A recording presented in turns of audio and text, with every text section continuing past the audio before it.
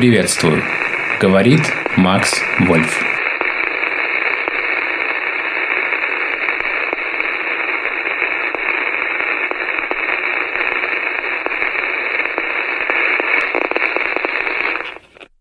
»23. September. Das Oberkommando der Wehrmacht gibt bekannt. Der Feldzug in Polen ist beendet. In einer zusammenhängenden Reihe von Vernichtungsschlachten, deren größte und entscheidendste die im Weichselbogen war, wurde das polnische Millionenheer geschlagen, gefangen oder zersprengt. Von der gesamten polnischen Wehrmacht kämpft zurzeit nur mehr ein geringfügiger Rest auf hoffnungslosem Posten in Warschau, in Modlin und auf der Halbinsel Hela. Im vorbildlichen Zusammenwirken haben alle Waffen zum Gesamterfolg beigetragen. Der polnische Soldat hat sich vielfach tapfer geschlagen. An der Unzulänglichkeit seiner Führung und seiner Organisation ist er zerbrochen. «Это будет война политических идеологий», писал Йозеф Геббельс в меморандуме, предназначенном для Гитлера, и озаглавленном «Рассуждение на внезапное начало войны». Настроение в немецком обществе было в нем представлено как суровое и спокойное. Воспоминания о катастрофе 1918 года еще были свежи во многих умах. Поэтому нет и следа ура-патриотической атмосферы 1914-го, предупреждал он. Уверенность немцев, однако, будет возрастать с каждой одержанной победой, и он лично позаботится об этом. Как бы предвосхищая только еще начинающуюся грандиозную полемику с Риббентропом, он потребовал, чтобы вся пропаганда на зарубежные страны была сосредоточена в одних руках, конечно же в его собственных. В сложившейся ситуации он усматривал отличные перспективы для пропагандистской работы. В отличие от 2014 года противник первым объявил войну, причем как Великобритания, так и Франция неоднократно пересекали воздушное пространство нейтральных государств Голландии и Бельгии и совершали другие нарушения международного права. Великобританией руководят люди прошлого, воспитанные на примере 1914-го, указывал он Гитлеру, и поэтому не способные мыслить здраво и логично, они страдают комплексом слепой ненависти. Великобритания, сидящая на игле еврейского капитала, пророчил он, будет сражаться до последнего человека, то есть до последнего иностранного солдата, преимущественно французского. Только нацеленная вовне пропаганда, настаивал он, способна одолеть англичан. Никакие бомбардировки не принесут нам победы, учитывая пресловутую стойкость народа Великобритании. И дневник Геббельса, и иные материалы представляют свидетельство изнутри об истинном, весьма низком авторитете министра в глазах Гитлера в это время. Гитлер почти не советовался с ним перед началом войны. В ходе польской кампании Геббельс почти не встречался с Гитлером. Однажды он попробовал связаться с ним по телефону, но его не соединили, Гитлера не было на месте, он уехал на фронт. Отмахнувшись от объемистого меморандума Геббельса, он передал всю зарубежную пропаганду под контроль Риббентропа, что стало для Геббельса жестоким ударом. Гитлер питал к Риббентропу неизменное уважение, факт, который современные историки не способны ни объяснить, ни разделить. «Для меня это решение абсолютно необъяснимо», записал Геббельс, узнав о проекте соответствующего указа. «Это может разрушить все мое министерство». Как мы еще увидим, впоследствии Гитлер не раз скрывал от Геббельса существенную и жизненно важную информацию. Опасения Геббельса, что с началом войны его оттеснят на обочину политической жизни, оправдались. За все время польской кампании его только дважды пригласили в ставку Гитлера. В отсутствие Гитлера недоброжелатели Геббельса подняли головы. «Ветераны партии все до единого сторонятся Геббельса», – писал Розенберг. «Гауляйтеры рассказывали мне, что как только фюрер от него отвернется, его тут же разорвут на части». Напряженность в отношениях Геббельса и его коллег давала о себе знать на всех заседаниях руководимого Гёрингом Имперского комитета по обороне. Председательствуя на этих собраниях, Гёринг никак не препятствовал слаженным нападкам на Геббельса. «Кажется, ему конец», – довольно записывал один из недоброжелателей. «Какая радость!» Доминирующее положение Гёринга стало очевидным на второй день войны, когда он неожиданно распорядился отключать по вечерам большую часть находившихся в ведении Геббельса радиостанций, чтобы авиация противника не могла их использовать в качестве радиомаяков. Геббельс хранил молчание до конца года. Вскоре его добровольное безмолвие породило самые разнообразные слухи. Некоторые поговаривали, что его отстранили от должности. Их утверждения были не так уж далеки от истины, но только в том смысле, что Геббельс не был допущен к редактированию сообщений германской армии. Генералы отказались передать ему это право. Более того, никто иной, как Отто Дитрих, сменивший Вальтера Функа на посту главы департамента печати Третьего Райха, был удостоен чести постоянно присутствовать на совещаниях в штаб-квартирах высших военачальников и занимать место рядом с самим Гитлером. Именно ему Гитлер поручил выпуск так называемого «Тагес-пароле» – краткой директивы, которую Министерство пропаганды передавало в редакции газет с четким разъяснением, каким образом следует представлять читателям внутри страны военную обстановку. Геббельс пытался взять выпуск «Тагес-пароле» на себя, но Гитлер пресек его попытки на корню. Это тоже было своего рода поражение, которое, однако, не принесло существенного вреда могущественному аппарату Геббельса. Геббельс начал внимательно изучать методы пропаганды своих противников, и то, что он узнал, не могло вызвать у него уважения. Вражеская тактика воздействия на умы людей оказалась на поверку по-детски беспомощной и любительской. В то время как в Польше германские дивизии шли маршем от победы к победе, британские самолеты кружили над Германией и сбрасывали листовки, в которых Чемберлен наивно призывал немцев, пока еще не поздно, порвать с Гитлером. Вопиющее отсутствие психологического чутья не укладывалось в голове. Геббельс презрительно обозвал глупых бриттов подмастерьями от пропаганды, а Фридше не замедлил познакомить с изобретенным им острым словцом своих радиослушателей. Геббельс пошел еще дальше. С удивительной проницательностью он понял, что союзническая пропаганда была полностью лишена идеологической основы. В ней не было ни слова о том, во имя чего велась война.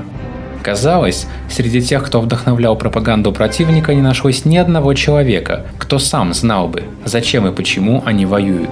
Именно этот промах и стал отправной точкой для пропагандистской кампании Геббельса. Неприятелю на все лады задавали один и тот же вопрос: какого черта вы ввязались в дурацкую войну? Логика была такова: если союзники не понимают, зачем они вступили в войну, то им лучше отказаться от ее продолжения. Но если они упорствуют, следовательно, вся ответственность ложится на них, и только на них. Тактика замалчивания действительных целей принесла свои плоды. Великие победы в Польше не представлялись таковыми в сознании среднестатистического немца. Когда после всего лишь недельного сопротивления поляков войска Германии подошли к Варшаве, весь мир содрогнулся, но на улицах крупных немецких городов царило обычное спокойствие. Геббельс и не собирался без крайней необходимости пробуждать энтузиазм масс. Министерство пропаганды нисколько не приукрашивало сообщение Генштаба, излагаемое простым и по-военному лаконичным языком. Предполагалось, что немецкий народ должен думать следующим образом: нам подают факты, и ничего кроме фактов. Они говорят сами за себя, следовательно, все обстоит именно так, как нам сообщают. Фактам можно доверять. Более того, подкупающая точность донесений с театра военных действий имела также целью повлиять на общественное мнение за границей, и эта цель достигалась. Вскоре сложилось общее впечатление, и об этом говорили во всеуслышание, что сообщения немцев более достоверны, чем информационные сводки союзников, и что германская печать публикует известия о событиях, о котором затем союзническое командование сообщает только через 2-3 дня. Как пример открытости министерства Геббельса можно привести следующий случай. В ответ на польские обвинения о том, что войска нацистов будто бы уничтожили Ченстаховскую икону Божьей Матери, Геббельс на военном самолете отправил туда американского журналиста Луиса Лохнера, чтобы тот собственными глазами мог убедиться в ложности этого утверждения. Снова немецкая сторона казалась более заслуживающей доверия, нежели ее демократические противники. Геббельс был всецело поглощен улучшением своего механизма пропаганды. Он совершенствовал его до мельчайшего винтика. Он начал составлять и рассылать так называемые учебные письма своим людям в различных округах. Эти документы, как правило не содержавшие больше 2000 слов, касались всех насущных политических вопросов и указывали, каким образом их следует трактовать с пропагандистской точки зрения. Министерство пропаганды перешло на круглосуточный режим работы, и всем сотрудникам предлагалось проводить 24 часа на рабочем месте, после чего им предоставлялись сутки отдыха. Для тех, кто оставался на ночь, в стенах министерства были приготовлены армейские раскладные кровати и одеяла. Поначалу из числа работников Министерства пропаганды лишь немногие были призваны на службу в армии или на флоте, поскольку Геббельс придерживался мнения, что пропагандисты нужнее на своем месте, чем на фронте. Он издал приказ, запрещавший служащим его ведомства записываться в добровольцы. Однако позднее он все же позволил своим сотрудникам служить в армейских частях. Вскоре в министерстве Геббельса опустили кабинеты. Половина чиновников ушла на фронт. Геббельс начал поощрять воинскую службу своих сотрудников, и ради боевого опыта, приобретя который они, подобно Гюнтеру де Алькину, возвращались к своим рабочим местам, и ради идеологического воздействия на фронтовиков. Геббельс регулярно посылал воюющим работникам министерства письма со словами поддержки, присоединяя к последним свежие министерские сплетни, а также плитки шоколада и сигареты. Пропагандистское братство Геббельса понесло тяжелые потери в Норвегии. Карл Ханке, с которым Геббельс, начиная с лета, перестал поддерживать отношения, оказался на польском фронте в чине лейтенанта бронетанковых войск. Ханке прошел всю Францию в качестве адъютанта Эрвина Роммеля. В Африке на этом посту его сменил Бернт.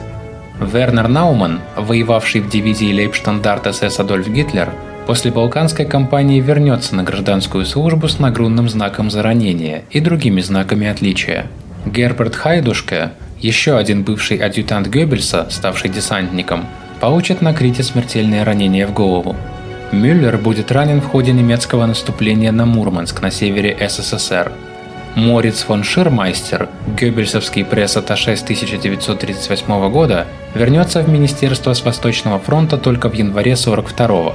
Альберт Тонак, тот самый водитель Геббельса, с которым они едва избежали смерти в столкновениях с берлинскими большевиками, все-таки погибнет от их руки, но уже на Восточном фронте. Задолго до того, как Геббельс узнал, что не будет допущен к редактированию армейских сводок, он понял, что этих сообщений, какими бы сухими или напротив красочным языком они не были изложены, будет совершенно недостаточно во время затяжной войны. Ему нужен был особый инструмент, который бы перенес картины боевых действий в тыл, сделал бы их живыми и захватывающими для массового читателя. С этой целью он создал так называемые пропагандистские роты. Под руководством Геббельса был составлен список всех газетных репортеров, которые, по его мнению, по своим качествам подходили на роль военных корреспондентов. Отобранные газетчики посещали особые военные курсы, где их учили искусству писать репортажи из района боевых действий. Они должны были обладать специальными военными знаниями, чтобы с пониманием дела рассказывать читателям об определенном батальоне или полке, к которым их могли прикомандировать. Перед отправкой на фронт курсанты сдавали обязательный экзамен. Геббельс говорил о своих пропагандистских ротах и батальонах как о чем-то совершенно новом и уникальном в области сбора и подачи информации о войне, что в сущности так и было. Позднее его идею позаимствовали ВМС Соединенных Штатов. Еще со времен Первой мировой мы прекрасно помним, как журналисты бестолково бродили поодаль от передовой, слонялись среди солдат и подслушивали то здесь, то там обрывки разговоров, а потом сочиняли свои истории, настолько далекие от действительности, что у читателей в тылу складывалось совершенно превратное представление о военных действиях, писал он. Современные военные корреспонденты – настоящие солдаты, хладнокровные и бесстрашные, а человек с кинокамерой в руках подвергается такой же опасности, как и человек с огнеметом. Помните об этом, когда читаете газету, или смотрите выпуски военной хроники в ближайшем от вас кинотеатре, или слушаете сводки о событиях на фронте по радио, заключал он. Выпуски кинохроники были по-настоящему дороги его сердцу. Их снимали операторы, входившие в состав пропагандистских рот. Им самим предстояло решать, какие сцены достойны съемок.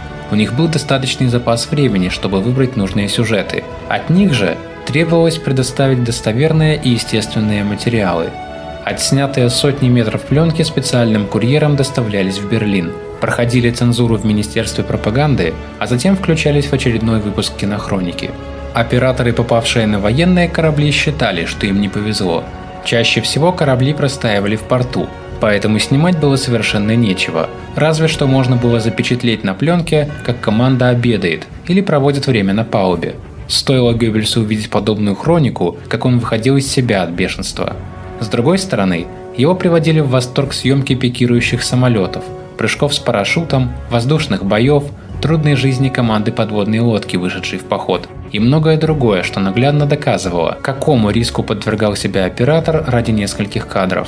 Вскоре после окончания польской кампании он решил основать новую газету. Геббельс давно перестал писать для «Ангрифф», поскольку в ней весь тон публикации отличался чрезмерной агрессивностью. С другой стороны, Völkische Beobachter продолжал оставаться органом старого Мюнхенского круга, из-за чего Геббельс вряд ли чувствовал бы себя на ее страницах как дома. Новое издание должно было выходить в свет еженедельно. Центральное место среди материалов каждого номера предназначалось для статей самого Геббельса.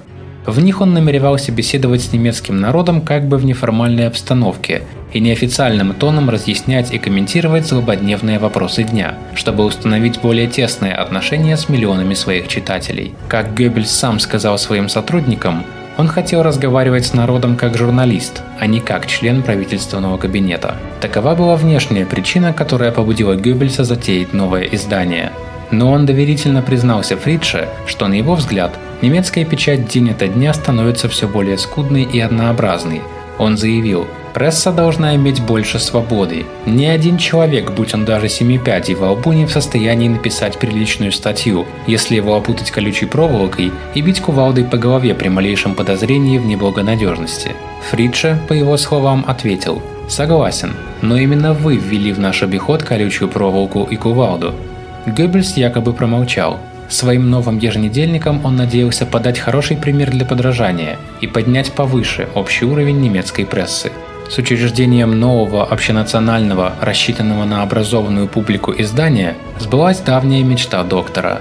Для этого журнала он на постоянной основе взялся писать передовые статьи, которые со временем стали по всему миру рассматриваться в качестве верного барометра, характеризующего направление текущей политики НС-правительства. Das Reich, первый номер которого увидел свет 26 мая 1940 года, стал в итоге своеобразным венцом его карьеры журналиста. Журнал был превосходно оформлен, публиковал содержательные материалы и великолепные фотоиллюстрации. Особенной популярностью он пользовался в офицерских кругах. Его тираж доходил до 1 миллиона экземпляров. Небывалый издательский триумф, к которому и я оказался в какой-то мере причастен. Так писал Геббельс. Огромный тираж издания предполагал его одновременную печать сразу в нескольких типографиях, что в свою очередь диктовало необходимость готовить рукопись уже к понедельнику. К составлению статей он приступал за неделю до срока сдачи.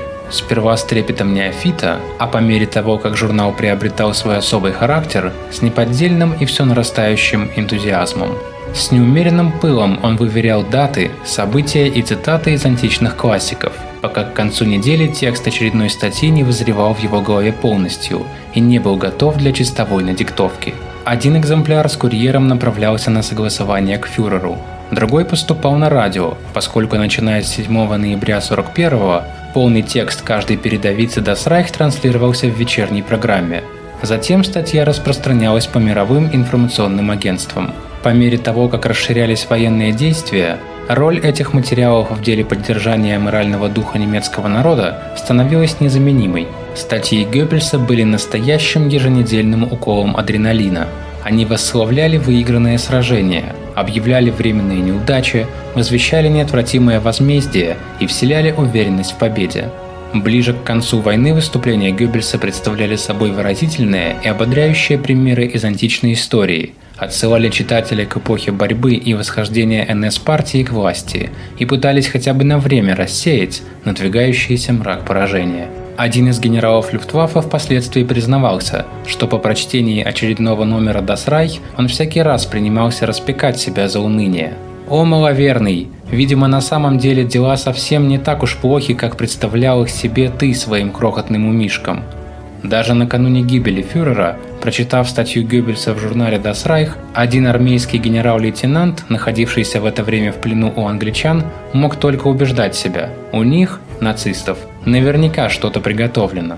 Своей главной задачей Геббельс считал добиться успеха там, где его сотоварищ по кабинету министров Риббентроп раз за разом терпел сокрушительную неудачу. Задача заключалась в том, чтобы ограничить конфликт и не позволить другим государствам в той или иной форме принять в нем участие. Основной целью пропаганды были США, куда отправлялись лично отобранные Геббельсом агенты.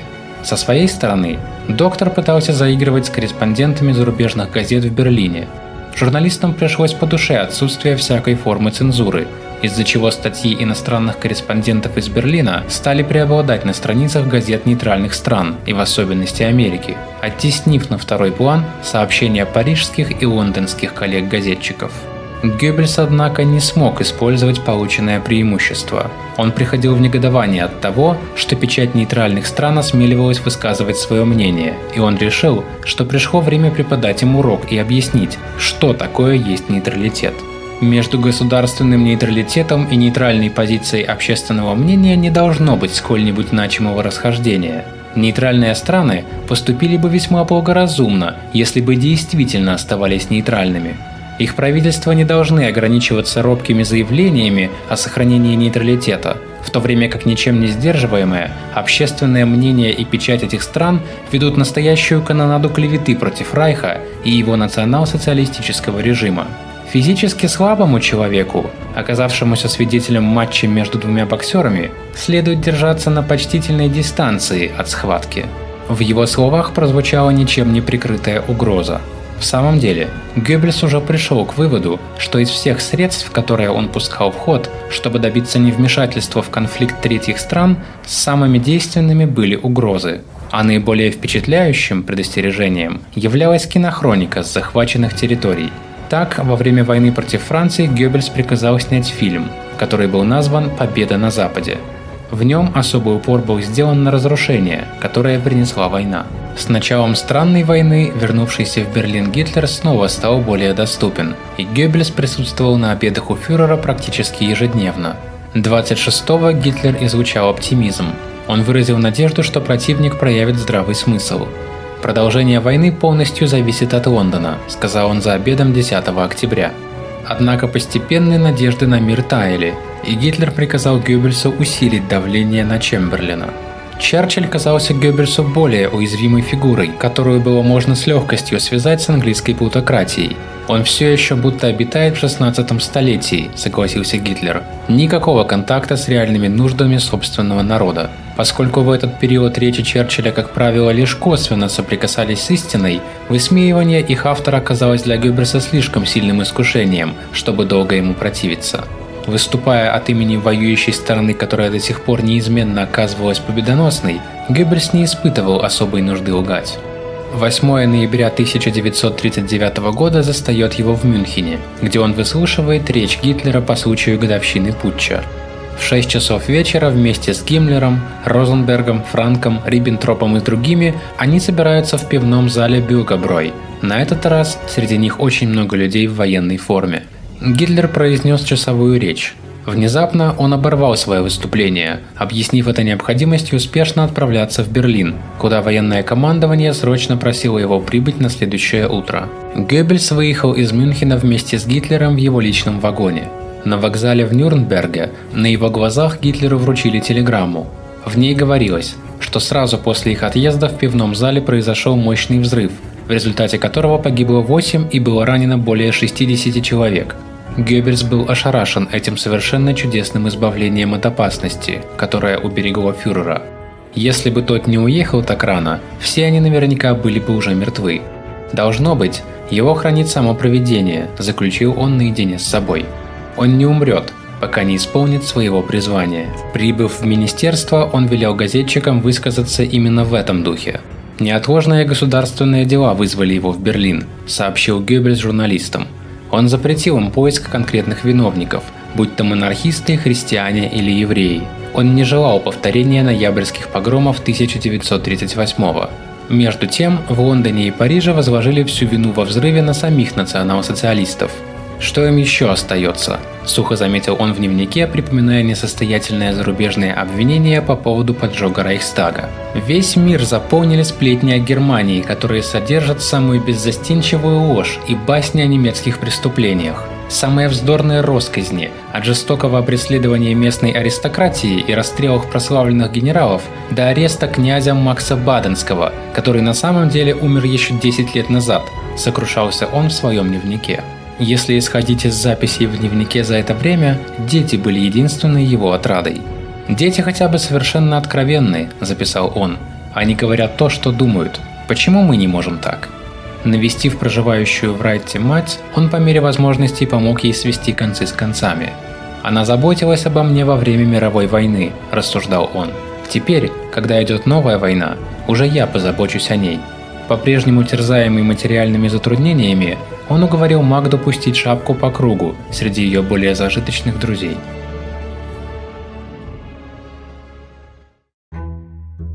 Фигура Риббентропа все еще стояла у него на пути. 7 февраля 1940 года англичане нарушили нейтральный статус Норвегии, захватив в ее водах направлявшийся на родину невооруженный вспомогательный корабль германского флота «Альтмарк». Событие это сулило обеим сторонам роскошные пропагандистские шансы, но Черчиллю удалось на 5 часов опередить противников, поскольку в Берлине Министерство иностранных дел промедлило с распространением депеши. Вне себя от злости Геббельс поручил редакторам газет, хотя и с опозданием, вовсю навалиться на инцидент с Альтмарком. Даже те издания, которые привыкли щадить нервы своих читателей, в данном случае пусть не скупятся на курсив и жирный шрифт, распорядился он. Соперничество двух министров приводило к неловким ситуациям. В министерстве Геббельса была своя собственная зарубежная секция, посредством которой он проводил собственную международную политику. Под его началом даже имелось расположенное в Гамбурге собственное бюро внешней разведки, получавшее информацию от своих агентов во всех оккупированных и нейтральных странах Европы. В ведомстве Риббентропа имелись собственные отделы печати, культурной политики и пропаганды. Поскольку и у Гитлера была собственная пресс-служба, возглавляемая Дитрихом, нередко в стенах одной редакции сталкивались сразу 3 официальных точки зрения по какому-либо вопросу. Геббельсу никак не удавалось уговорить Гитлера как-то разрешить эту ненормальную ситуацию. Эпизод с Лидой Бааровой в глазах фюрера загладить было непросто. Не ранее 8 апреля 1940 года, когда Гитлер пригласил его на прогулку по парку рейхсканцелярии, Геббельс впервые узнал о том, что следующим утром тот планирует вторжение в Данию и Норвегию. Войска, вооружение и амуниция как раз в это время уже входили в норвежские территориальные воды. Отвечая на вопрос потрясенного доктора Геббельса относительно возможной реакции американцев на очередную военную операцию, Гитлер заявил, что это ему безразлично. Материальные поставки начнутся не ранее, чем через 8 месяцев, а войска смогут прибыть только года через 1,5. Это соображение тем самым существенным образом предполагало завершение войны до конца 1941 года. Норвежская кампания принесла Геббельсу одну нежданную радость. Были захвачены британские документы, которые убедительно подтверждали, что Уинстон Черчилль, невзирая на все свои негодующие рассуждения по поводу вторжения в нейтральные страны, сам планировал оккупацию Норвегии. «Это просто дар небес», – писал Геббельс. «Мы всего только на несколько часов предвосхитили грозящую катастрофу.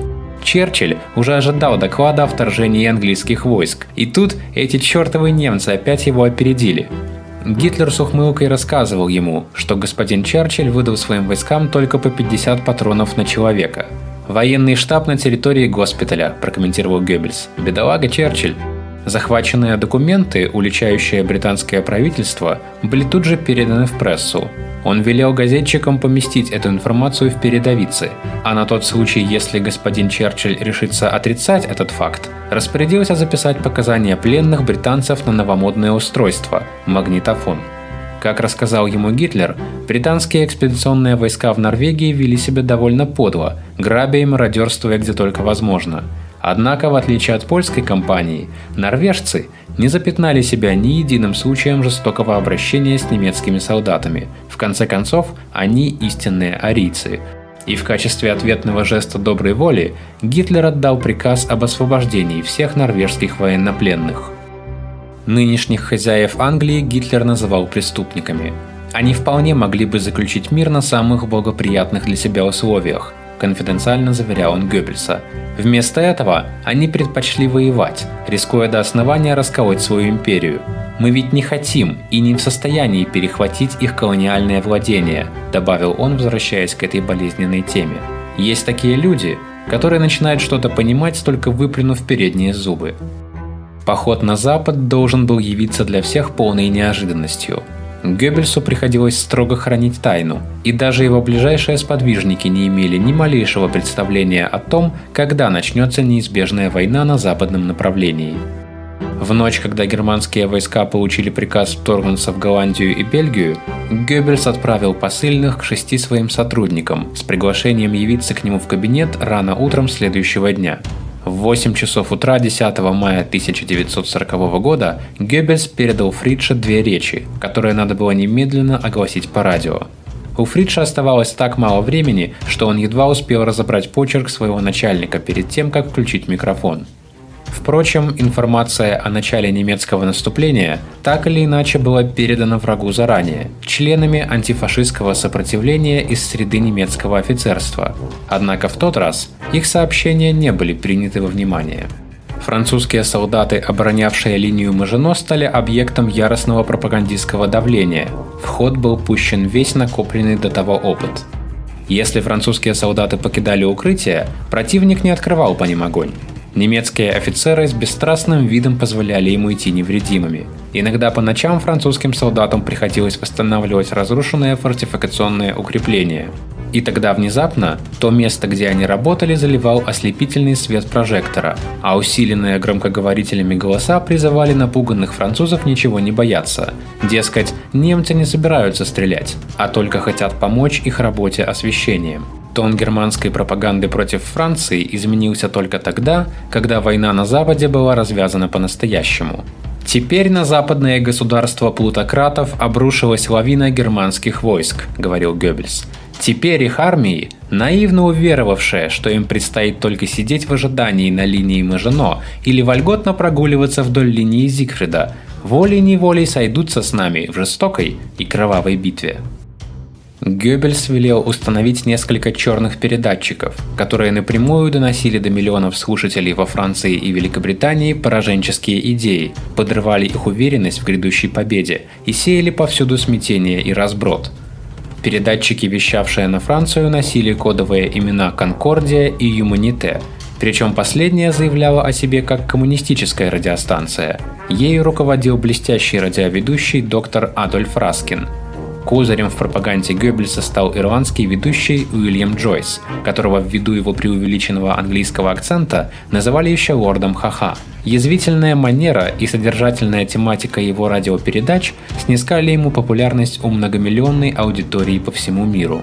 Данные военной разведки также использовались в пропагандистских целях. Не проходило и получаса после прибытия президента Франции на какой-либо участок фронта, а ведь его передвижение содержалось в строжайшей тайне и сопровождалось всеми мыслимыми мерами предосторожности, как германские громкоговорители извещали всех и каждого о его местонахождении. В другой раз, когда линию Мажино посетил Черчилль и для него был устроен ланч, немцы самым подробным образом перечислили все блюда, поданные ему на стол. Враг испытал на себе и разрушительное влияние порнографии на психику. В окопах французов распространялись фотографии порнографического содержания, вызывавшие у солдат неуверенность и ревность. На снимках неизменно была надпись, что именно так жены солдат изменяют им с англичанами, в то время как их мужья обороняют линию Мажино. Кроме того, они получали и письма, где им сообщали, что их жены пустились во все тяжкие. Так, на лицевой стороне открыток были изображены окопы, колючая проволока и истекающий кровью французский солдат. Но стоило поднести ее к свету, как на поверхности проявлялся ранее скрытый рисунок обнаженного мужчины в постели с женщиной, а со стены на эту сцену глядела фотокарточка ее мужа во французской военной форме.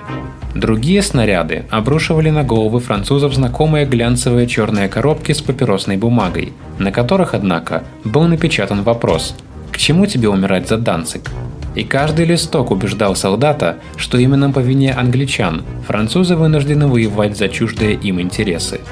После церемонии, на которой Гитлер произвел назначение новых фельдмаршалов, генерал Райхенау скажет сотрудникам Министерства пропаганды: «Геббельс – это тот человек, которому мы в действительности обязаны успехом французской кампании». В словах генерала было немало правды. В то время как британские экспедиционные войска беспорядочно отступали к побережью близ Дюнкерка, черные передатчики Геббельса обрабатывали французскую аудиторию и делали все возможное, чтобы вселить в ряды французов ощущение безнадежности сопротивления. Он собственноручно изготовил несколько текстов для передач «Конкордии» и «Юманите», в том числе сценарий для радиотрансляций христианской религиозной службы, имевший отчетливо пацифистский посыл. Задача была простой – посеять в рядах французов смятение и отчаяние. Для достижения этой цели использовались самые разнообразные слухи, что правительство в панике покинуло Париж, что каждый патриот Франции обязан немедленно снять все свои банковские вклады, чтобы они не достались нацистам после конфискации имущества французских банков. Транслировались бессмысленные кодовые сообщения для несуществующего НС-подполья. Гитлер поручил ему говорить открыто об этой выдуманной им пятой колонне. Радиостанции Геббельса передавали французам полезные советы, как уберечь себя от эпидемии холеры, которой не было и в помине, и как правильно делать продуктовые запасы. Истинный француз, предупреждали по радио, не должен верить коварству англичан. Запускались слухи о мирных переговорах, чтобы на следующий день объявить об их срыве по вине англичан. Гутерер на пару с Раскиным сфабриковали дневник британского солдата, в котором описывались его сексуальные похождения по женам французских фронтовиков. Другие радиостанции сообщали о неслыханных зверствах оккупантов, что имело целью вызвать поток беженцев и привести к блокаде французских магистралей. Усиленные передатчиком Deutschlandsender уходили в эфир угрозы радиоведущих, что многие еврейские беженцы, эмигрировавшие из Германии в Англию и Францию, являются на самом деле замаскированными агентами Гитлера. Черчилль отдал приказ интернировать свыше 20 тысяч еврейских беженцев. Впечатляющий успех гёббельского злоречия. По мере того, как эта черная пропагандистская кампания набирала обороты, перепуганные беженцы забивали дороги во французском тылу.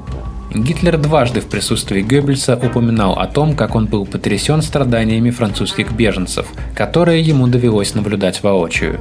Министр пропаганды обязал своих сотрудников никогда не рассказывать посторонним о том, какую роль в успехе военной кампании сыграла избранная ими пропагандистская стратегия. «Даже после войны, – распорядился он, – содержание наших операций необходимо будет сохранить в тайне». Теперь и только теперь Геббельс решился пробудить в массе немецкого народа энтузиазм по отношению к войне.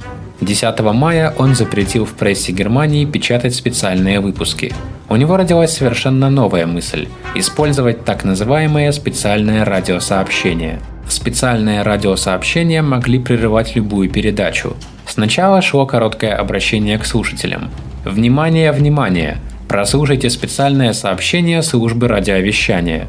Затем раздавался гром фанфар. Звучал целый оркестр из 100 музыкантов. Мелодии варьировались в зависимости от страны, над которой брали верх доблестные германские войска. Над Францией, позже над СССР или же над Англией в морской войне. В целом получалось впечатляющее представление. Вскоре сопротивление французов выдохлось и захлебнулось. Германские войска вошли в Париж, а маршал Петен был вынужден просить мира, как это сделали немецкие генералы в 18 году. Тогда немцам пришлось пойти на поклон в личный железнодорожный вагон маршала Фоша в Кампьене. Теперь национал-социалисты заставили французов пройти через такое же унижение, и даже больше. Они извлекли на свет Божий тот самый вагончик маршала Фоша, стоявший в музее. История повторилась, но с точностью наоборот. Подписание Кампьенского перемирия стало величайшим спектаклем, поставленным Геббельсом. Однако сам постановщик не присутствовал на представлении. Его больше заботило то, чтобы весь мир как можно скорее и как можно подробнее узнал о событии. Черчилль, выступая по BBC, объявил о том, что Великобритания готова сражаться в одиночку. «Этот придурок вовлекает в безнадежную авантюру всю Англию», – записал Геббельс.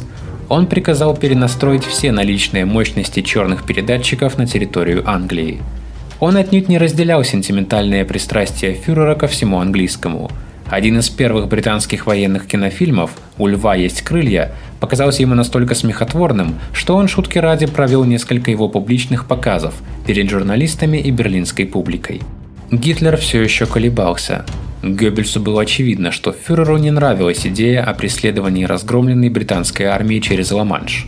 В интервью с американским журналистом Карлом фон Вигандом Гитлер с расчетом на британскую аудиторию снова повторил, что у него нет никакого желания крушить британскую империю. Но этот миролюбивый уклон не входил в расчеты господина Черчилля, который в ночь подписания Кампьенского соглашения о перемирии направил на Берлин армаду британских бомбардировщиков. Геббельс наутро отправился в Бабельсберг, чтобы оценить нанесенный ущерб, и на очередной пресс-конференции был вынужден признать наличие жертв бомбардировки. Когда позднее ему позвонил Гитлер, Геббельс призвал его к ответным мерам, однако тщетно. Ему пришлось довольствоваться высмеиванием испуганных ужимок Черчилля в своем дневнике. Все же обидно, что мы пока не можем до него дотянуться. Вопрос вопросов – это как поступить с Британией дальше. Фюрер вовсе не хочет напирать, только все же придется. Если Черчилль останется, несомненно.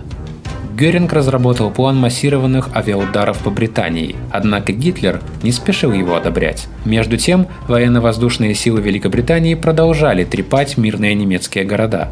«Черчилль просто хочет нас спровоцировать», – кипятился Геббельс в конце июня. Однако фюрер не намерен отвечать. Пока. Неожиданно ему на выручку пришли развернувшиеся вскоре драматические события. В соответствии с условиями перемирия, Гитлер согласился оставить поверженной Франции ее мощный военно-морской флот, который, однако, подлежал разоружению и общему германскому контролю.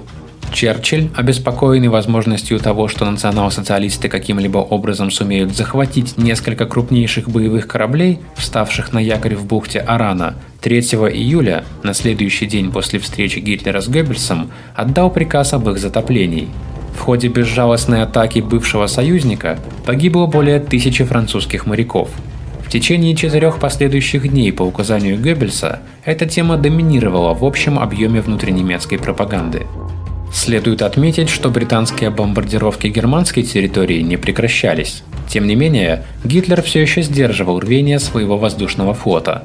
«У фюрера ангельское терпение», – восторгался министр. Он отдал распоряжение прессе сосредоточить свои критические стрелы на Черчилле и его клике, щадя чувства рядовых британцев. Это было нелегко, поскольку вся британская пресса радостно ухмылялась аранскому успеху. Несколько недель спустя победа над Францией отмечалась торжествами в Рейхстаге. Геббельс тоже присутствовал. В длинной речи Гитлер описывал, как была достигнута победа. Многие генералы стали фельдмаршалами. Отдельно были отмечены заслуги рейхсминистра доктора Геббельса, организовавшего пропаганду, эффективность которой была неизмеримо выше в сравнении с уровнем мировой войны. Но несколькими минутами позже Гитлер добавил: «Ход войны за последние 10 месяцев доказал, что я был прав, а мои оппоненты ошибались». Неизвестно, так ли это было на самом деле, но говорят, что министру пропаганды показалось, будто замечание Гитлера касалось прежде всего его, Геббельса. Около года тому назад он опасался, что развязанная война может привести к краху НС-режима. Тогда он поспешил к Гитлеру и умолял фюрера не начинать военных действий, чтобы избежать возможных ужасных последствий. Через некоторое время после окончания речи Гитлера Геббельс вошел в кабинет Фридша и напомнил, как тот предостерегал против начала войны, передал слова Гитлера и сказал, многозначительно подняв палец: «За это я должен благодарить вас». На что Фридша якобы ответил ему: «Война еще не окончена». Геббельс ни разу не возвращался к этому разговору вплоть до марта 1945-го. Тогда он сказал Фридше: «Вы помните, как предупреждали меня в те дни? И как 5 лет тому назад считали, что война еще не окончена. Вы никогда не напоминали мне о своих пророческих словах. Благодарю вас». Довольно скоро он понял, что Фридша прав. Война еще не окончена. А это означало, что необходимо наращивать силу и эффективность военной пропаганды. Итак, идея нового порядка в новой Европе подается немцам. Населению оккупированных стран внушается представление о грядущем переустройстве европейского континента. 11 сентября 1940-го Геббельс сам сказал это во всеуслышание в своей речи перед писателями, художниками, музыкантами и журналистами Чехии. Он начал с того, что во времена, когда авиация и радио сокращают расстояние между странами, народы становятся ближе друг к другу. Разумеется, немцы никогда не намеревались осуществить процесс переустройства Европы силой, но и нельзя говорить, что не будь национал-социалистов, на континенте царили бы мир и спокойствие.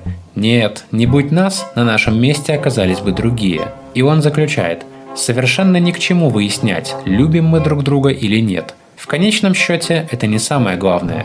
Главное состоит в том, что мы можем предложить миллионам людей в Европе новую основу и новые идеалы для жизни.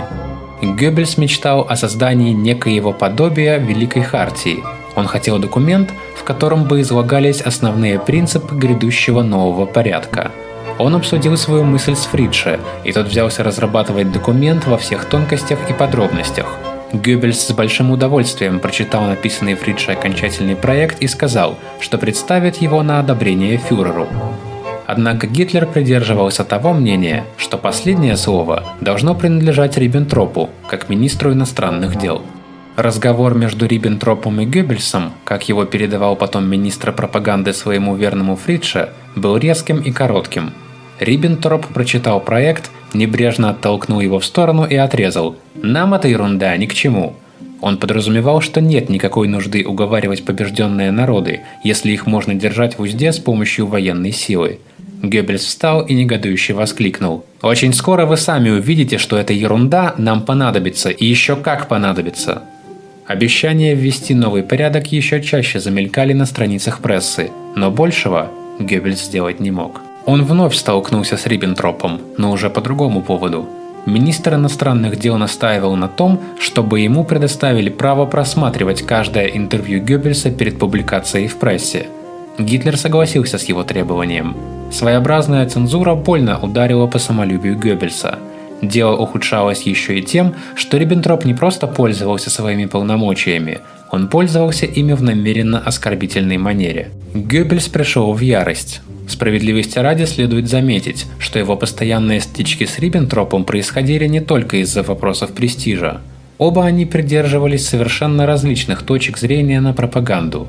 Вероятно, точнее будет сказать, что Геббельс был опытным специалистом и знал пропаганду как свои 5 пальцев, тогда как Риббентроп не понимал в ней ровным счетом ничего. «Лицо политики меняется каждодневно», — объяснял однажды Геббельс Фридше, пытаясь отвести душу после очередной схватки с несносным Риббентропом. Но направление пропагандистской линии может изменяться только медленно, исподволь. Политика может и должна шагать напрямик, срезая углы, но пропаганда не будет за ней поспевать. Пропаганда не в силах поддержать и объяснить каждый политический шаг каждого дня. Она работает в целом, на генеральный курс. Геббельс был убежден, что Риббентроп просто не в состоянии усвоить этот основополагающий принцип, а потому его удел – вносить неразбериху во внешнюю политику и тем самым вредить делу. Уж лучше бы он занимался своим виноделием, частенько жаловался Геббельс. Битва с Англией закончилась для Германии плачевно.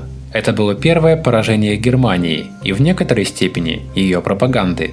Лично Геббельс не мог нести ответственность за провал. Он прислушивался к самонадеянным заверениям военных. Он позволил своим людям громогласно предсказывать победу с указанием точных дат.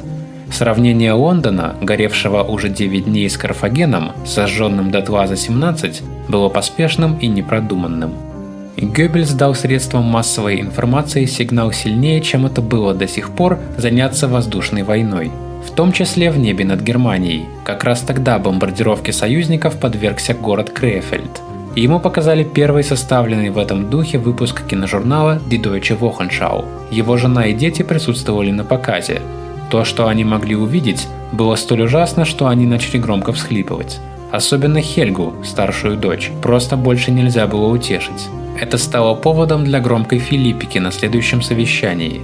Ответственному за выпуск киножурнала чиновнику пришлось помимо прочего услышать: невозможно себе представить, что было бы, если бы этот киножурнал разрешили показывать в таком виде.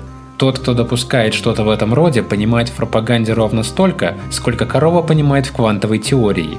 Как мы все же не знаем правильной меры, мы впадаем из одной крайности в другую. Вы же не думаете, что я разрешил бы такой репортаж, потому что я так страшно правдолюбив?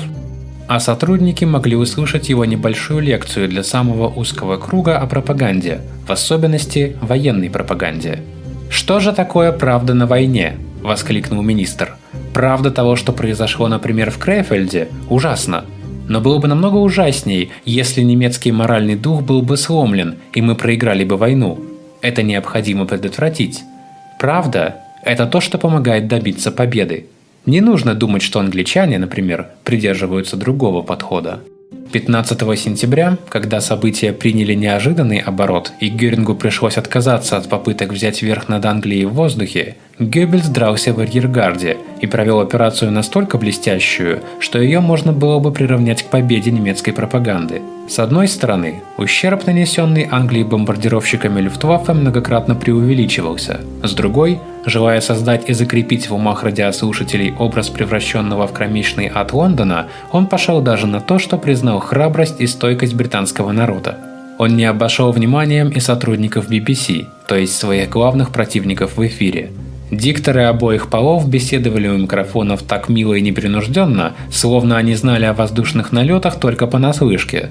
Думаю, они достойны нашего уважения. Вы должны быть совершенно уверены, что за вашими словами последуют соответствующие события. Лучшая политика – основывать любой лозунг исключительно на фактах, поучал Геббельс своих пропагандистов. Na, was stand drin? Das soll ich doch vielleicht die ganze Zeitung erzählen. Ja, warum nicht? Weil ich es erbärmlich finde, den Zeitungen eben alles nachzuplappern. Ja, was ist denn mit dir los? Das passt mir eben nicht. Wo man hinhört, kein Mensch hat eine andere Meinung. Jeder redet und denkt genauso wie der andere. Wir sind eben alles nur Papageien und Wellensittiche. Du hast wohl wieder ausländische Sender gehört, was du, Kurzwellensittich? Nee, ausländische Zeitungen habe ich gelesen. Doch, da brauchst du dich gar nicht so drüber aufzuregen. Mir kann der Churchill nichts mehr erzählen. Den durchschaue ich längst, den Jauner. Man sollte Leuten, wie ich es bin, mehr Gelegenheit geben, sich mit diesen Leuten da auseinanderzusetzen. Aber der Geist, der gilt ja heute ja nichts mehr. Die guten Gedanken, wie viele guten Gedanken, gehen da verloren. Du und gute Gedanken. Ja, so los, schieß mal los. Raus damit. Was heißt raus damit? Liebes, ich hätte schon manches zur Lage zu sagen hier. So. Aber Vorsicht, Feind hört mit. Ach Quatsch, kannst doch leise sprechen. Los, schieß los. Bei mir hast du doch Meinungsfreiheit. Hast mich hier direkt neugierig gemacht. Wie steht es denn mit der politischen Lage? Also sieh mal, die allgemeine Situation, also Jupp, das muss er selber sagen, es könnte manches anders sein. Sieh mal, die außenpolitische Konstellation, die ist also, ich meine, vom rein diplomatischen Standpunkt aus betrachtet, ist also das, ich meine, da wäre ja im Augenblick wäre ja da nicht viel zu sagen. Wenigstens jetzt im Moment nicht. Aber die innere Politik, was? Da gibt es was. Jawohl, mein Lieber, da mehr manches, man muss das Ganze von einer höheren Warte aus sehen. Versteht ihr? Von einer höheren Warte aus. Ja, also dann mal los von einer höheren Warte aus. Was gibt es denn da zu sagen? Was gibt es? Viel, da. Das Bier zum Beispiel hier. Das schmeckt mir schon gar nicht so recht. Das müsste ganz anders werden. Also weiter? Was weiter? Ja, na, und das Wetter. Das haben wir selber, Jupp, ist das Wetter früher so mies gewesen. Da kannst du fragen, wen du willst. Das Wetter ist anders geworden. Du durchschaust die Dinge wirklich tief, Ludwig. Ja, jo. Aber mal weiter. Ja, was ist weiter? Ist denn das noch nicht genug? So, also weiter. Zum Beispiel die Kriegsverordnungen. Also das schmeckt mir schon gar nicht. Die Sache da mit den Marken und mit den Bezugsscheinen und dass das alles so organisiert ist. Und dass man nach Beginn der Wochenschau nicht mehr ins Kino darf. Ist das? Das sind so einige meiner Meinungsverschiedenheiten zwischen mir und der Regierung. Aha. Und nun möchtest du mit deinen Meinungen und deinen Gedanken vor die Öffentlichkeit treten, was? Gott, ich spreche nicht von mir allein. Wir alle sollten frei von der Leber wegreden dürfen.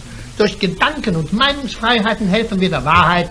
Und nur die Wahrheit führt zum Erfolg. Aber gerne. Na, Pünktchen. Wie ist es mit unserem Sonntagsausflug? Ich habe jetzt am Dienstag frei. Dienstag. Habt ihr mal? Na, überlegen Sie nicht so lange, sagen Sie zu.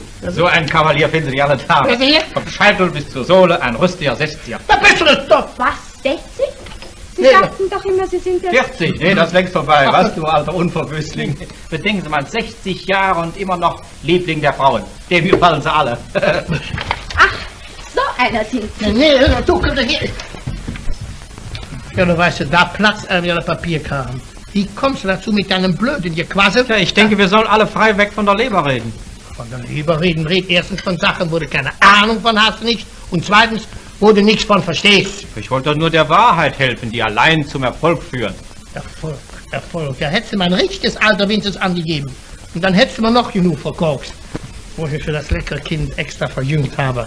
Aber mich um die gleiche Zeit älter zu machen. Sag mal, Ludwig, wirst du denn nicht 60? Ich dachte... Dachte, erkunde dich vorher, ehe du sowas unüberlegt aussprichst. Ja, warum denn auf einmal so scharf, Ludwig? Eben hast du ganz anders gesprochen über Meinungsfreiheit. Ja, das sind ja jetzt meine Interessen. Da lasse ich mir von keinem dazwischen quatschen. Da pfeife ich auf die Meinungsfreiheit. Bravo! Hoffentlich pfeifst du auch dann, wenn andere Quatschköpfe denen da oben ins Handwerk pfuschen. Schließlich so wichtig wie dein Ausflug mit der Kleinen sind die Staatsgeschäfte immer noch. Hm? Viel wichtiger. Aha. Aber ein Ausflug mit Pünktchen ist auch nicht ohne... В это время Геббельс занемог. Он почувствовал переутомление и последствия нерегулярного питания.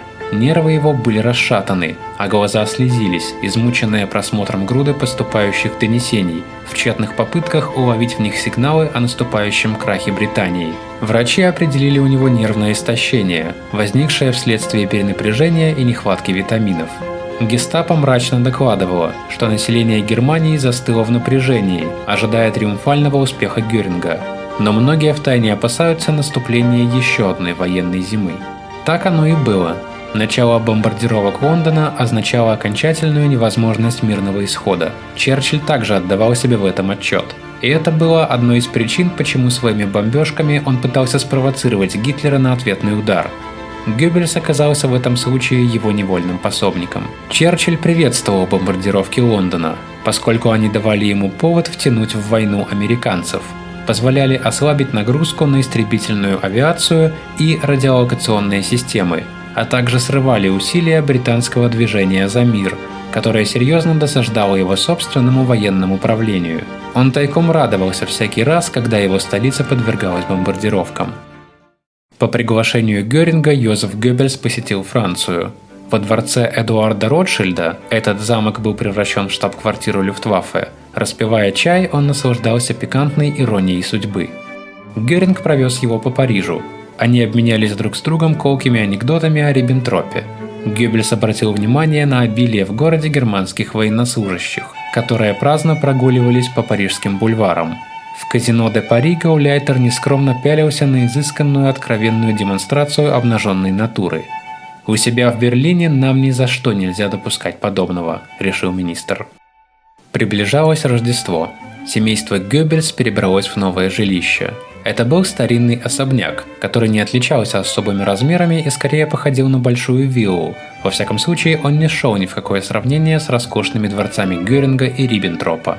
Оператор домашнего коммутатора, не называя ни имени владельца особняка, ни его звания, скромно отвечал на звонки.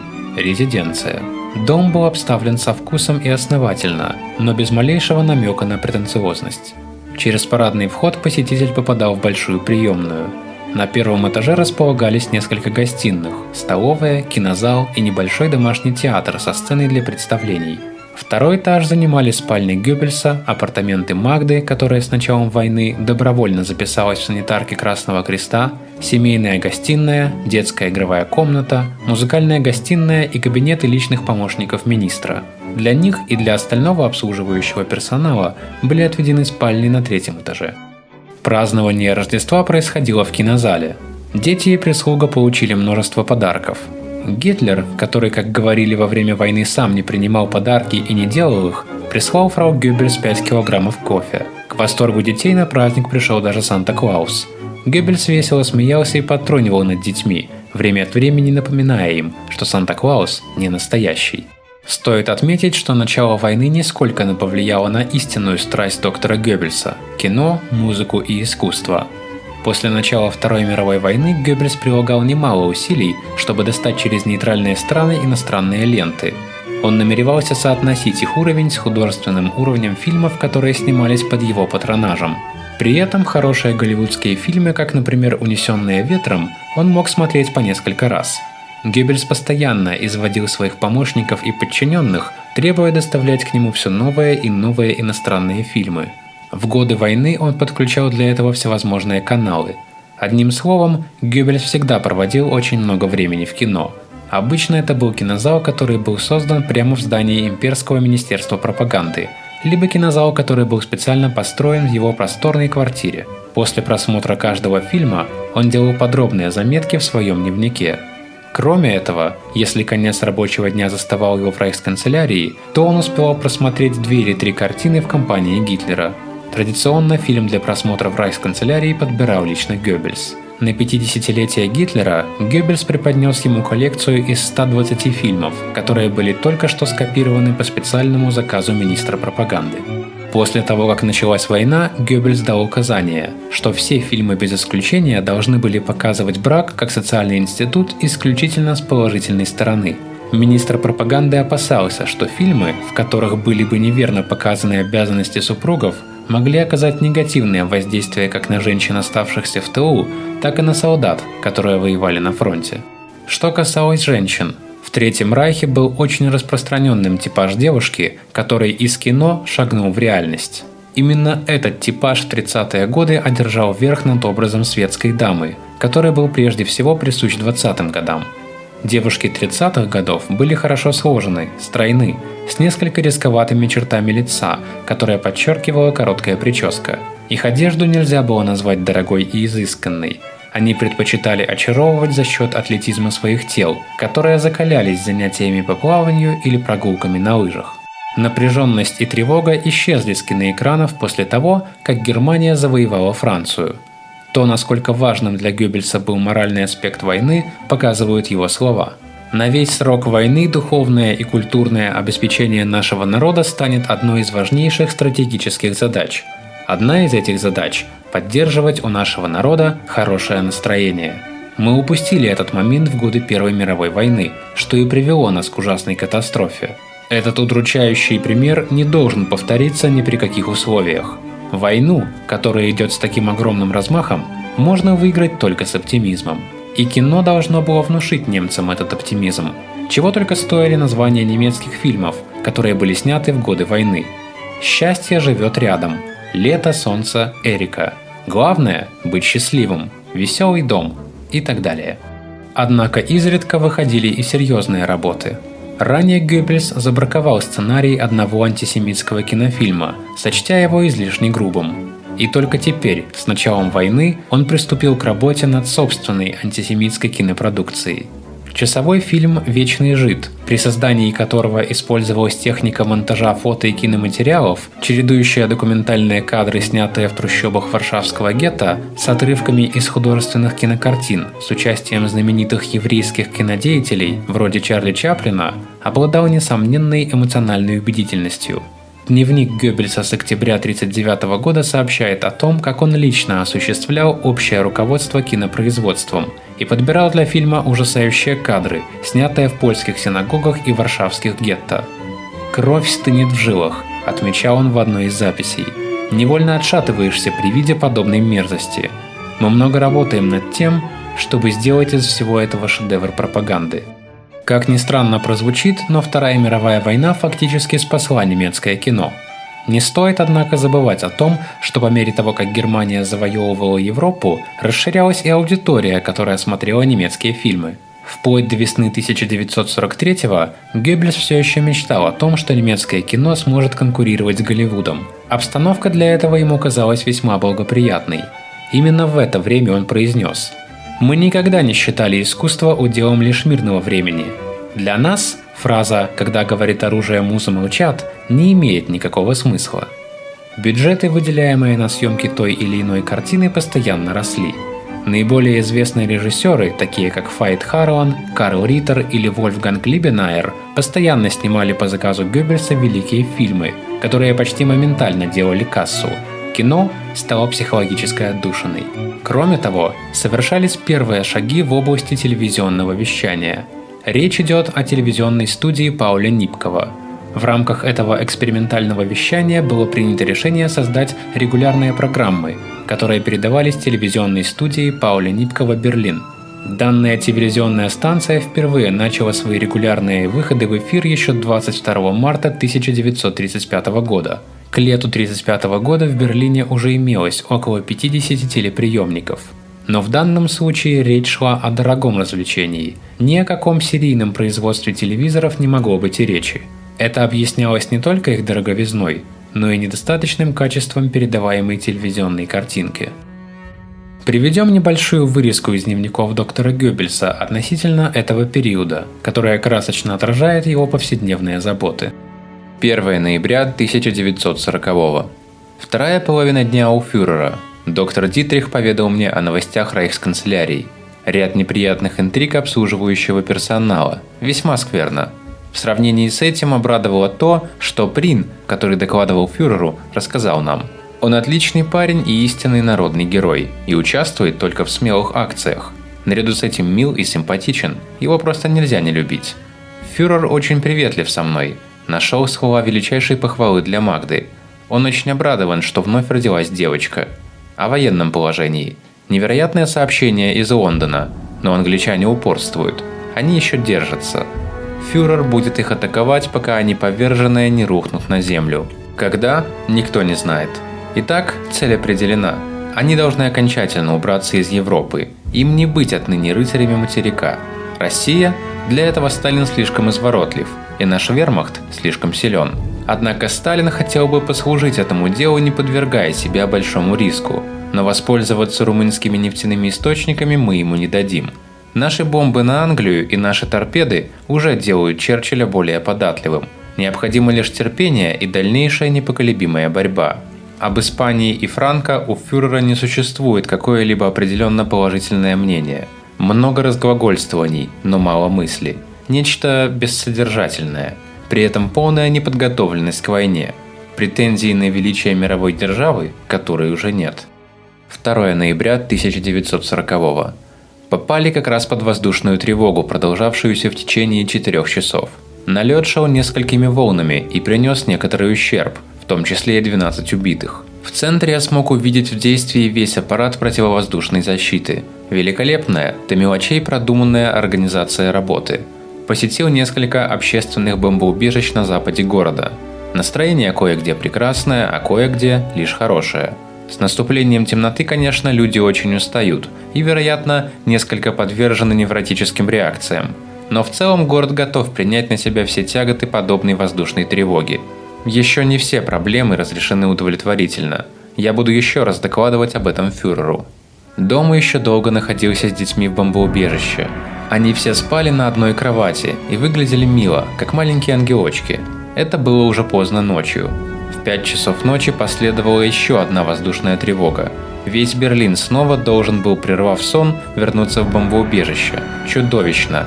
Не было бы лучше не доводить до этого. В любом случае, я продолжаю спать, несмотря на интенсивную стрельбу зенитных орудий. Я слишком устал для того, чтобы подняться.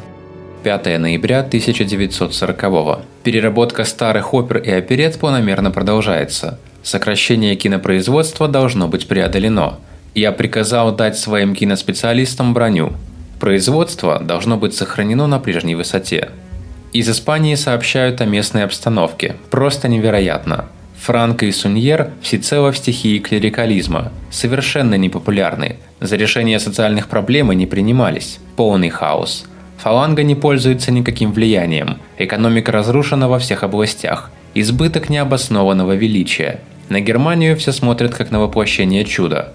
Многие хотели бы, чтобы мы пришли и навели порядок. Вот какова картина страны после революции с почти 2 миллионами жертв. И к тому же еще и наш партнер. Ужасно. Как хорошо, что мы не поставили на эту карту. 10 ноября 1940-го. Раскин погиб в авиакатастрофе при перелете в Бухарест.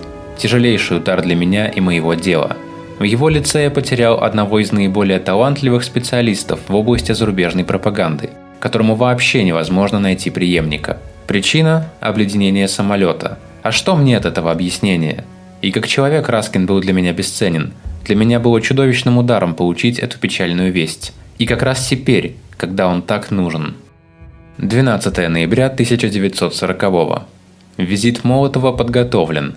Мне удалось избавиться от идеи почетного караула из СА. Это уж слишком. Точно так же никаких демонстраций населения. У МИДа не хватает мозгов самим это предложить. Мы блокируем слишком много информации. Это совершенно парализует германскую информационную политику. Это ошибки МИДа. И тут я энергично вмешиваюсь. Настроение в стране снова в каком-то оцепенении. СД сообщает различные подробности об этом. Смерть Раскина – утрата, не поддающаяся восполнению. Его похороны пройдут с должной торжественностью. Кроме того, фюрер присваивает ему крест за заслуги. Вопрос, кто должен быть его преемником, неразрешим. Изумительный день рождения с Магдой и детьми. Мы все очень счастливы. В нашей семье началась новая жизнь. Вечером неожиданное посещение фюрера, чтобы поздравить Магду. Мы показали ему наш новый дом, который ему особенно понравился. Он тщательно все осмотрел и был восхищен исполнением постройки. Мы прекрасно общались после полудня. Выглядел он отдохнувшим и оживленным, был особенно нежен с детьми. Я рассказал ему о Праге и снабжении войск. Он очень хвалил Хинкеля, нашел теплое слово о Раскине, иронизировал по поводу кампании лжи Черчилля. Вообще, он показался мне более непринужденным и доступным, каким я его не видел долго. Мечтания о грядущем мирном времени. Из Лондона поступают очень пессимистичные сообщения о состоянии флота. Он испытывает нужду во всем. Мы с ним еще расправимся. Молотов с грандиозным сопровождением уже в пути. Москва придает этому визиту особое значение. Мы сумеем это использовать. Вечером небольшое общество ко дню рождения Магды. Было очень мило и уютно. Магда теперь снова вернула свою ослепительную красоту. Около 10 вечера прибыл фюрер и оставался с нами до 4 ночи. Он обрел уверенность и раскрепощенность, как в прежнее довоенное время. Он излучает абсолютное спокойствие. В целом, фюрер весьма последователен и обладал всеми необходимыми аргументами. В общем, он также страстно стремится к миру, счастью и радостям жизни. Мечтали о том, что все мы будем делать, когда война завершится. Наверное, это будет и должно быть великолепное время. Мы были очень счастливы принимать фюрера так долго. У нас он опять проявил свою человечность. 14 ноября 1940-го. Днем на завтраке в честь Молотова у фюрера, в узком кругу. Молотов производит впечатление умного, лукавого человека, весьма замкнут, лицо мертвенно-бледной желтизны, едва ли из него что вытащишь. Выслушивает он внимательно, но более ничего. Результаты переговоров станут известны в ближайшее время. Молотов – своего рода форпост Сталина, от которого, однако, все зависит. В остальном, у Советов сейчас исключительно благоприятная ситуация, которую они не собираются сдавать. В любом случае, нас уже устраивает их нейтралитет. Сопровождающие Молотова более чем заурядны, ни одного заметного человека. Как будто они специально пытаются подтвердить наши теоретические воззрения о сущности большевистской массовой идеологии. Здравый диалог невозможен ни с кем из них. На лицах запечатлен страх перед друг другом и комплекс неполноценности. Даже самая безобидная беседа практически исключена. ГПУ бдит. Это ужасает. В этом мире человеческая жизнь не стоит ничего. Взаимоотношения с Москвой должны быть в будущем обусловлены исключительно практической целесообразностью. Чем больше мы будем сближаться политически, тем более возрастет наша отчужденность в духовном и мировоззренческом отношении. Так это и должно быть. Мои прежние взгляды, судя по всему, полностью подтверждаются. Советские люди похожи на советские костюмы, такие же дешевые и тоже пошиты на конвейере. 16 ноября 1940-го. Беседа с Гессом о Штрайхере. Он принимает против него жестокие меры и не меняет гнев на милость. В отношении Риббентропа Гесс проявляет прежнее стоическое неприятие. К слову, в ноябре 1940 года между двумя министерствами развернулась смехотворная вооруженная конфронтация, которая едва не переросла в перестрелку. Согласно гитлеровскому указу, Риббентроп приказал разместить в некоторых ведомствах Министерства пропаганды, в частности на коротковолновой берлинской радиостанции, которая располагалась по адресу Кайзердам 77, соответствующие контактные группы. Геббельс не собирался терпеть в своей вотчине этих шпионов и велел им уматывать по добру по здорову. Риббентроп приказал группе на Кайзердам и ее начальнику доктору Тиммлеру оставаться на месте. Так продолжалось до 29 ноября, когда генеральный директор германской радиовещательной компании доктор Глазмайер пригрозил членам контактной группы, что если они не уберутся добровольно, он выселит их с применением силы. Тиммлер вместе с коллегами и стенографистами, бросив в открытых кабинетах распахнутые сейфы, а на стенах портреты Риббентропа, продефилировал прочь. На другой день Риббентроп отослал их обратно с подкреплением в составе 15 эсэсовцев, членов своей личной охраны, приказав в случае необходимости использовать силу, а в адрес Геббельса направил телеграмму с изложением предпринятых им действий. Геббельс пришел в ярость и метнулся к Гиммлеру. Целую неделю он разогревал всю рейхсканцелярию до состояния кипения. Риббентроп же заручился поддержкой Бормана. Однако в то время Борман еще не обладал тем могуществом, которого достиг позднее, и группе Тиммлера снова пришлось выселяться, теперь уже насовсем. Риббентроп отступил, зализывая раны и мечтая о реванше. 21 ноября 1940-го. В Вене венгры присоединились к Тройственному пакту. Антонеску вскоре прибывает в Берлин. Болгары и словаки появятся через неделю. Новая Европа консолидируется под нашим руководством. 24 ноября 1940-го. Теперь вся семья переехала из Шваненвердера в Берлин. Все дети здесь. Хильда и Хедда радовались по-королевски возможности встретиться опять со своими сестрами. И никто не был этому рад больше, чем я. В полдень вместе с фюрером на завтраке у Антонеску. В узком кругу Антонеску производит неплохое человеческое впечатление. Кое в чем на него уже можно положиться. Его легионеры еще не имеют достаточной закалки, но им присущи горение и идеализм. Это уже многого стоит. Один из них обратился к фюреру со словами, исполненными глубочайшего восхищения. Они охвачены благоговением перед своим убитым капитаном. Антонеску не имеет особого авторитета среди них, поскольку не проявил себя как легионер. Но серьезных разногласий здесь не существует. Хория Сима при этом не было, но он был охарактеризован мне как человек юный и деятельный, с совершенно незапятнанной репутацией, что для Румынии важно. Над всеми давлеет тень Кадриану, которого почитают как святого. В своем завещании политическое развитие Румынии он определил на стороне Германии. Мне было описано его убийство.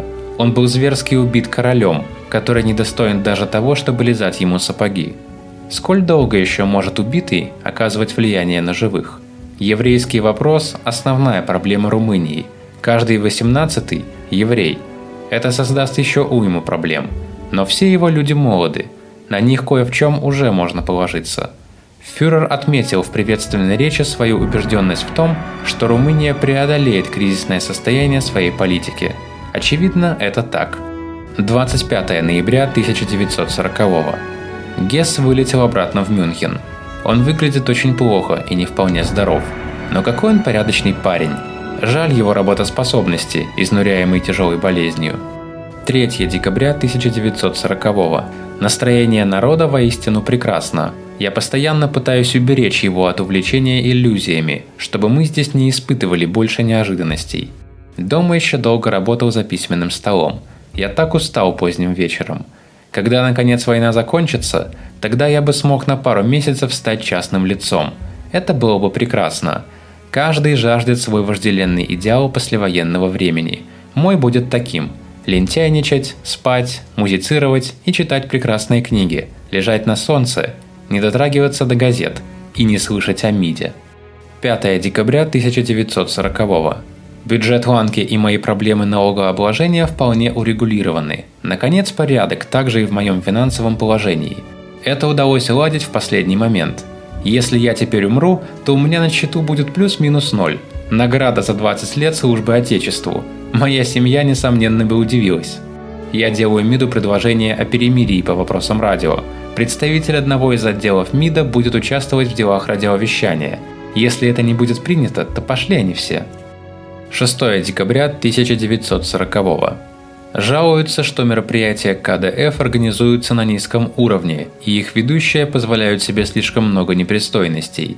Также настойчиво насаждающая пошлость, танцы с раздеванием, что совершенно недопустимо. Я энергично выступаю против этого, руководствуясь не прописной моралью, а правилами хорошего тона. МИД выводится из дома радиовещания. Итак, Риббентроп капитулировал перед моим упорством. Тяжелое поражение для него. Фюрер в этом деле также сказал свое слово. Вся рейхсканцелярия на моей стороне. Осматривал бомбоубежище в министерстве. Еженочно там теперь спят 200 берлинских детей. Они резвятся возле умывальной, громко крича. Доставляющая наслаждение картина. Дома совершенно пусто. Дети приуныли. Нам во всем не хватает мамы. 11 декабря 1940-го.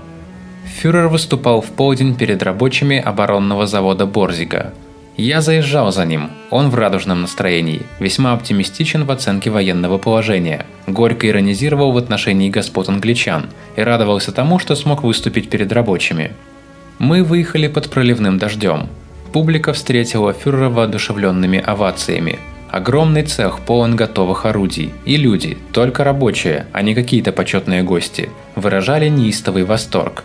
Мое краткое вступительное слово. Затем говорил фюрер. О различиях между плутократией и нашей системой. Идеально отточенное выступление, оглушительные аплодисменты, решимость к борьбе, вера в германский народ, благодарность рабочим и крестьянам. Мы победим. Бесподобная речь. Фюрер выступал как блестящий представитель народных масс. Великолепная картина. Фюрер выступает перед своими рабочими на фоне гигантских орудий. Он в полном восторге и охвачен энтузиазмом. Выступления перед народом ему особенно удаются.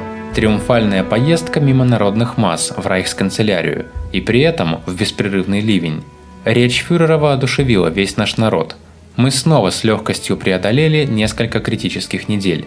Прежде всего, как сказал фюрер, он не желает людских жертв ради разрешения престижных проблем.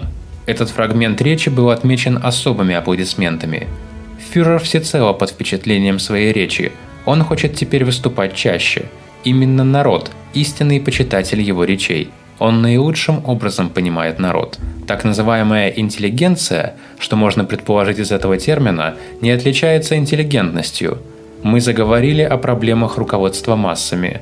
Проблемы полового состава населения особенно заботят фюрера, прежде всего в крупных городах. Какое место принадлежит здесь молодежи? В деревне эта проблема решается естественным путем. Христианство морализовало все наши представления об эротике. Разглагольствовать о морали – это сегодня наибольшее лицемерие. Эрос, наряду с голодом, истинное жизнеутверждающее начало и самая мощная потребность жизни. Врожденный инстинкт, который не опровергнешь парой блестящих сентенций. Мы должны рассматривать эту проблему исключительно с точки зрения блага народа. Это наша мораль. Фюрер весьма лестно отзывался о спартанцах, которые хотя и были жестокими, но честными и здоровыми. Но это приемлемо не для всех. Что подходит для больших городов, не всегда устраивает сельскую местность. Здесь необходимо считаться с образом мысли соответствующего человека. Фюрер придерживается здесь четких, искренних взглядов, лишенных лживой чопорности. Он – величайший воспитатель народа, которого себе можно только представить. Час истинного наслаждения, обогативший надолго. Позднее он намерен все соответствующие воззрения изложить письменно. Важнейшее положение – раннее вступление в брак. Дети – основное занятие народа. Они в любом случае продолжают жить и сохраняют народ как таковой. Принял 26 корреспондентов от парижских нейтральных газет. Я ответил на их вопросы, что произвело на них глубокое впечатление. Я разъясняю им должным образом военное положение Райха. Были поставлены и щекотливые вопросы, но я смог их достойно обойти. Много работы с рождественскими пакетами и подарками. Только я должен обеспечить ими 120 тысяч солдат Берлина и берлинской ПВО. Но это мне доставляет удовольствие.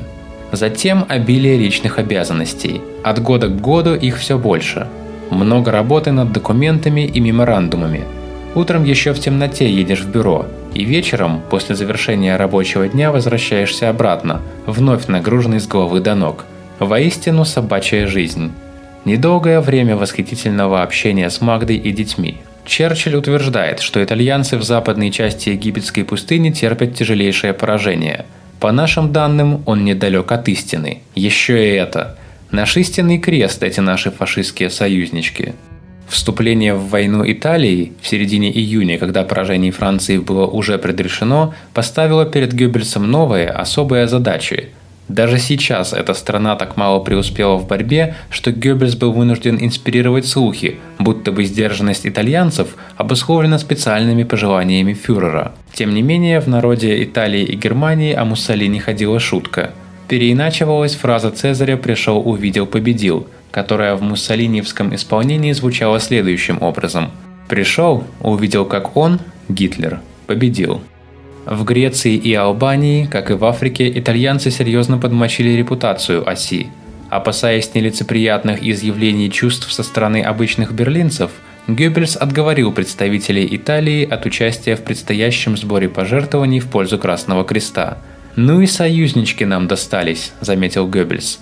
Как только стремительное отступление итальянцев по всем фронтам превратилось в беспорядочное бегство, он предложил, чтобы германские радиостанции прекратили трансляцию итальянских военных маршей. 20 декабря 1940-го. Вчера, день нашего бракосочетания. Я рано разбудил Магду с цветами и подарками. Она была очень рада. Мои жесткие выпады на президента земельного суда Брауне, ныне весьма деятельного в Верховном командовании, по поводу Лейпцигского процесса в вооруженных силах.